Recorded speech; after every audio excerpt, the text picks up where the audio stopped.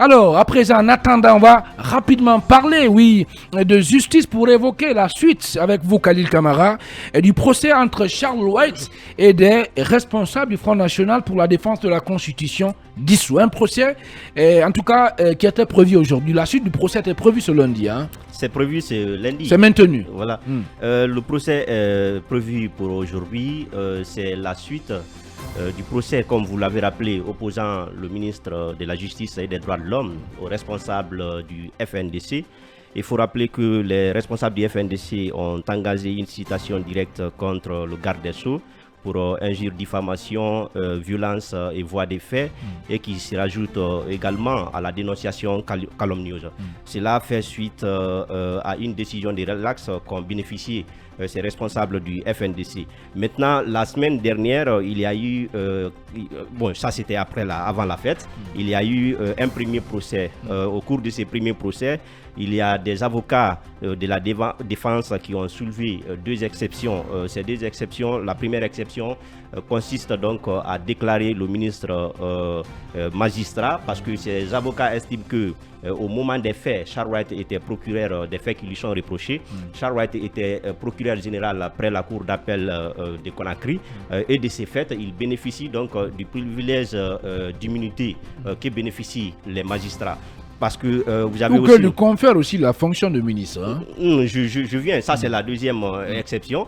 C'est la première exception d'abord que je suis en train de soulever. Oui. Voilà, cette première exception, il y a le statut des magistrats, parce qu'ils se sont basés sur ces statuts qui indiquent donc que pour qu'un magistrat soit poursuivi, il faut évidemment l'avis du Conseil supérieur de la magistrature. Donc ils ont indiqué que cet avis n'a pas été recueilli par les poursuivants. Et l'autre exception soulevée, c'est évidemment la qualité de ministre de la Justice, Alphonse Chairal, qui est actuellement le garde des Sceaux. Et à ce niveau, le garde des Sceaux, et à ce niveau, il soulève la loi sur la haute cour de justice, qui date d'ailleurs une vieille loi qui date de 1991. Voilà, dans cette loi, il est aussi prévu que si un ministre doit être poursuivi, il faut aller devant la haute cour de justice. Maintenant, il y a quand même beaucoup de problèmes à soulever, parce qu'il y a aussi l'autre camp, qui je veux bien parler des poursuivants qui ont aussi parlé des responsables du FNDC, qui ont aussi parlé bien sûr de la récusation du président du tribunal de première instance de Dixine, parce qu'ils estiment, ils doutent donc de son impartialité. Ils pensent que c'est un ami proche de Charles White. Ils pensent qu'il faut le récuser. D'ailleurs, une lettre a été adressée à cet effet au premier président de la cour d'appel. Alors il faut attendre aujourd'hui la décision, parce qu'on n'est pas d'abord dans le fond, c'est la forme. Est-ce que le tribunal va juger le ministre Charles White, ou le tribunal va se déclarer incompétent pour dire donc que voilà, le ministre, puisque c'est un ministre, nous ne pouvons pas le juger, il y a une loi qui prévoit cela, ou alors ils vont décider de le juger pour essayer de situer sa responsabilité. Maintenant, je peux donner mon avis personnel sur la question. D'abord, la loi qu'on invoque, moi je pense que c'est une loi désuète, une loi qui est morte depuis très longtemps, parce que c'est une loi qui date de 1991, comme je l'ai rappelé, plus âgé que moi-même, mais depuis la publication de cette loi jusque maintenant, elle n'a jamais été appliquée, ce qui veut dire que la loi, là, on ne peut pas l'invoquer. Et cette loi tire sa source dans la Constitution de 2010, qui n'est plus en vigueur.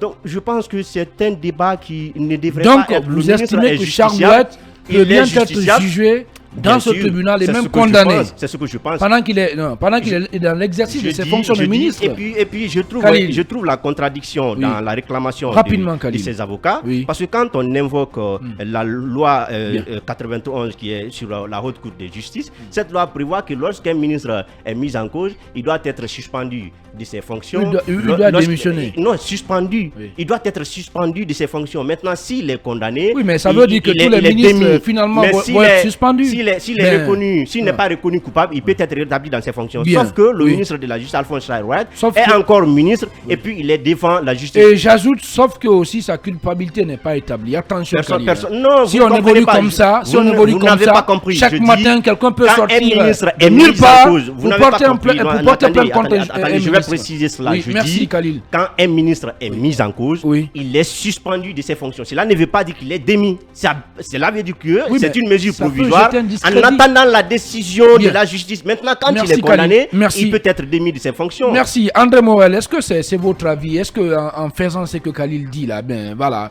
en suspendant un ministre parce que tout simplement un citoyen a porté plainte contre lui, est-ce que ça ne risque pas après de jeter une espèce de discrédit sur le fonctionnement régulier même de l'administration publique, de nos institutions? Attendez, c'est une première en Guinée. Et d'ailleurs, moi je dirais dans le monde, parce que d'abord, Charles Haït, il est ministre de la Justice, garde des Sceaux, ministre des Droits de l'Homme. Derrière cette attitude, moi je vois quelque chose. C'est pour dire aux Guinéens que tout le monde est justiciable. Nul n'est au-dessus de la loi. Donc ça, on a compris. Mais est-ce que vous pensez qu'on peut s'attendre, par exemple, à ce que Charles sorte avec une condamnation? On ne peut pas dire ça Non, pour bien. le moment. Pour Allez. quelle raison? Non, Bien. attendez, On va pas je vais- polémiquer, je vais Khalil. arrêter Vous n'allez pour pas la- monopoliser pour la la- parole, vous Khalil. pouvez pas On On ne peut pas polémiquer. dire par sa Attendez. comparution. Attendez, attendez. Aujourd'hui- On ne peut pas dire par sa Morel. comparution que Bien. tout ministre est justiciable, que tout le monde est justiciable. Non, parce que le tribunal, je vous dis, c'est d'abord la forme. Doit d'abord se dire, est-ce que je peux juger? Bien. Quand le tribunal dit, on ne peut pas juger. Merci, on ne peut pas Khalil. dire C'est que- que- Merci, c'est que Khalil. vous avez Il est obligé de dit, c'est comparaître. que vous avez dit, Bien, allez. nous sommes en transition. Vous avez une minute, Morel. Oui, de par le passé, le magistrat, d'abord, pour le convoquer, il faut voir le Conseil supérieur de la magistrature. Et ça, je crois que, est-ce que c'est toutes les lois qui sont tombées en Guinée? Je dirais non. On ne peut pas dire, parce que nous sommes en transition, qu'il faut vraiment faire tomber toutes nos lois.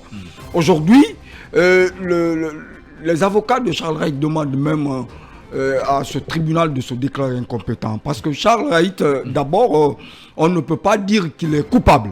Vous l'avez rappelé, Sa culpabilité n'est pas sa établie. culpabilité n'est pas établie et on est en train de faire un jugement. Pour le moment, moi je ne peux pas dire que on pourrait condamner Charles Haït dans la mesure où d'abord c'est un ministre et ce qui s'est passé, est-ce que c'est avéré que c'est Charles Haït qui avait donné des instructions? Bien. Gros point d'interrogation. Allez, merci beaucoup André Morel Gaston. Oui, très rapidement, Omar Mbo, votre grille de lecture par rapport à ce sujet qui défraie la chronique. Est-ce qu'il faut s'attendre voilà, à une condamnation, puisque c'est ça, entre guillemets, c'est l'espoir caressé et nourri même dans ce studio par certains, comme Khalil Kamara, une condamnation, une éventuelle condamnation du tout-puissant ministre de la Justice. Je pense bien, le juriste Khalil l'a dit, les regards sont tournés au tribunal.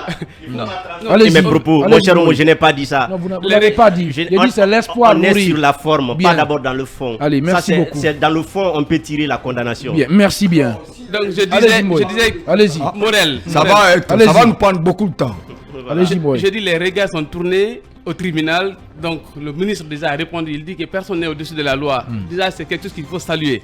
Mais il ne pouvait pas rester sans répondre à cette convocation parce qu'il a été, comment on appelle ça, la plainte a été portée par les membres du FNDC qui l'accusent. Il a rappelé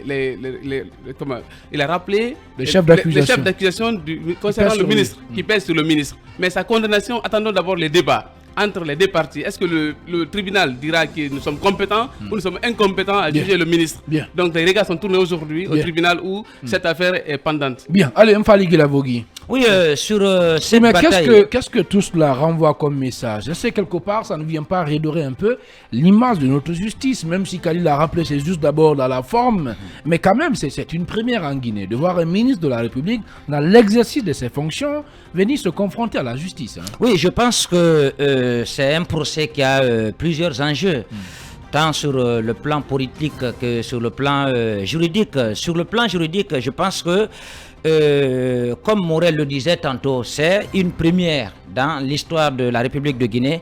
C'est vrai qu'on a vu un gouverneur défiler à la barre, le gouverneur Resco, mais c'est la première fois, en période de transition, qu'un ministre volontairement ou involontairement quand même, parce que c'est une citation directe, viennent répondre. Donc, cela veut dire désormais que pour l'ensemble des ministres d'ailleurs, que désormais, quand vous commettez des infractions, un citoyen peut vous envoyer devant une juridiction.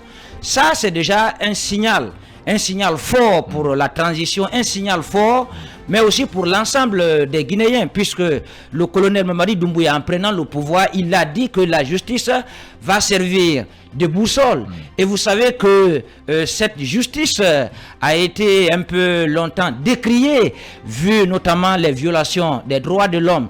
Donc si aujourd'hui, le ministre de la Justice qui a été convoqué lui-même volontairement, même si devant les magistrats, Allez-y, Mfali, allez-y, il ne passe pas l'antenne. Mais il a accepté de venir. Oui.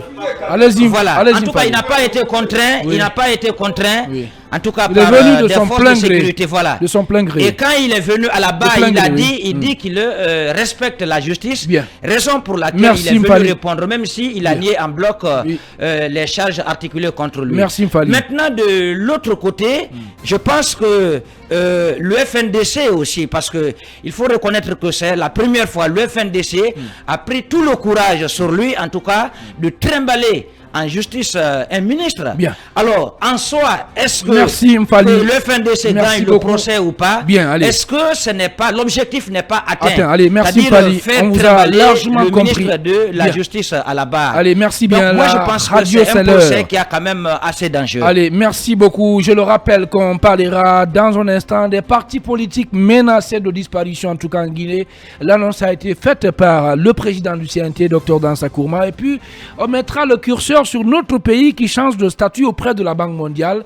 Et derrière, c'est notre invité qu'on va recevoir dans ce studio sur les coups de 10h35. Et Souleymane Souzak Konaté, en tout cas qui juge la gestion du CNRD est nuisible. En attendant, qu'est-ce qu'on va faire? Eh bien, on va s'acquitter de nos obligations commerciales. Et derrière l'arrêt info sur Film Guinée, on se retrouve juste après pour poursuivre ce débat.